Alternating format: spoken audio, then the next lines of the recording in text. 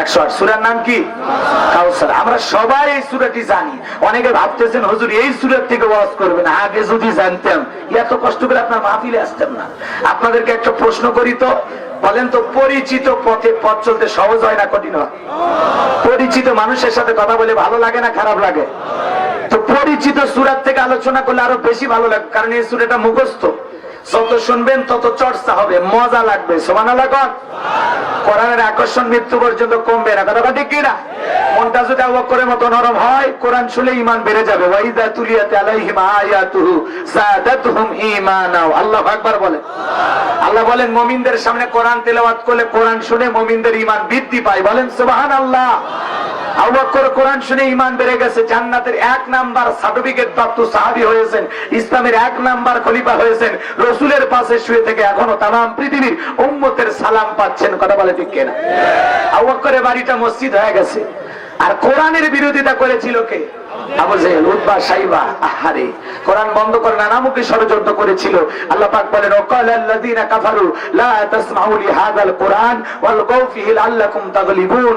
আমার আল্লাহ বলেন কাফেররা বলো কোরআন শ্রবণ করো না। যেখানে মুহাম্মদ সাল্লাল্লাহু আলাইহি ওয়াসাল্লাম কোরআনের আলোচনা করে সেখানে হট্টগোল সৃষ্টি করো, তালি বাজাও, শীষ দাও। যে বাবা এই কোরআনের কথাগুলো বন্ধ করো। যদি বন্ধ করতে পারো আমরা কাফেররা বিজয় লাভ করব। জোরে বলেন নাউযুবিল্লাহ। আরো জোরে বলেন নাউযুবিল্লাহ।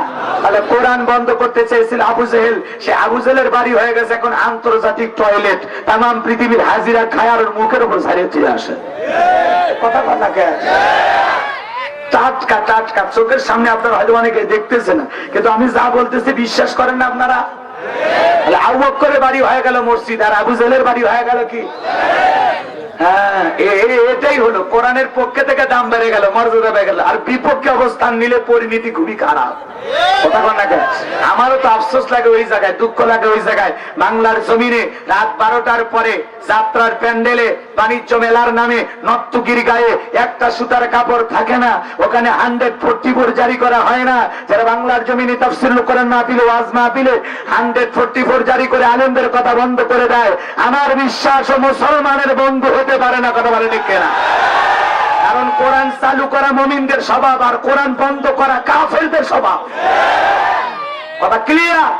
কোরআনের পক্ষে থাকবেন আপনার দাম বাড়বে, কোরআনের বিরোধিতা করবেন আপনি পৌঁছে যাবেন, ধ্বংস হয়ে যাবেন। কথা ক্লিয়ার নাকি? কোরআন শুনবেন না? আল্লাহ বলেন ওয়াযাক্কির ফাইন্না যিকরা তানফাউল মুমিনিন, সূরা জারিয়ার 55 নম্বর আয়াত। আল্লাহ পাক থেকে বলেন যারা আমার মুমিন বান্দা তাদের সামনে যখন কোরআন দিয়ে ওয়াজ করা হয়, কোরআন থেকে উপদেশ দেওয়া হয়, এই কথাগুলো শোনার পর মুমিনদের উপকারে আসবে। বলেন সুবহানাল্লাহ।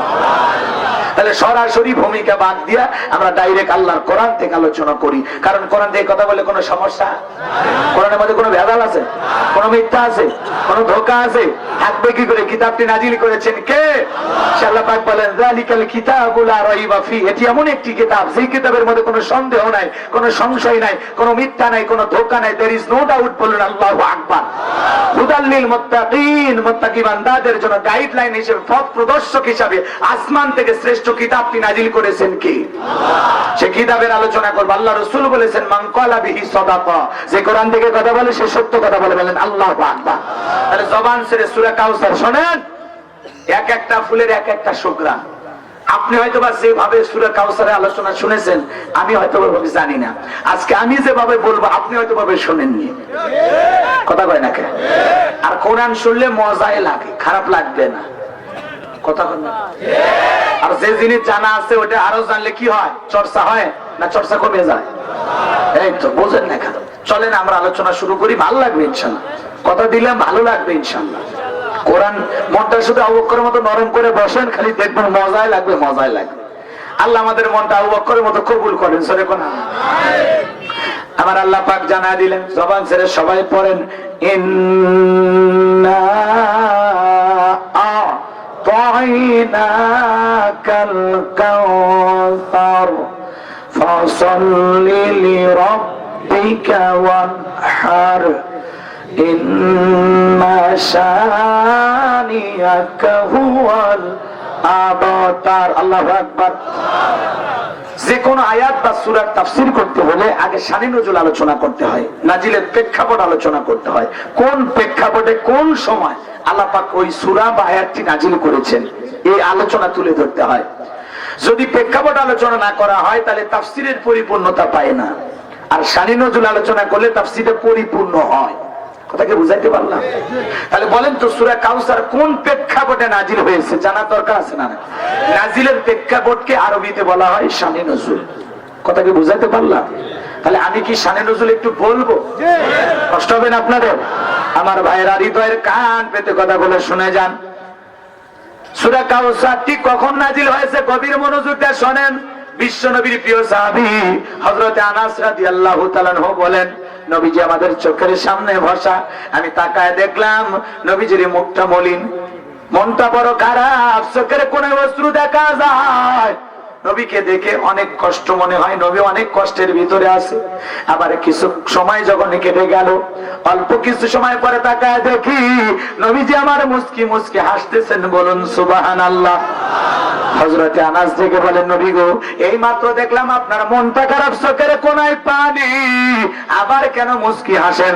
আমার নবীজির মনটা কেন খারাপ, চোখের কোণায় কেন অশ্রু, মুখটা কেন মলিন, হৃদয়টা কেন ভরা, ব্যথা দিয়ে ভরা?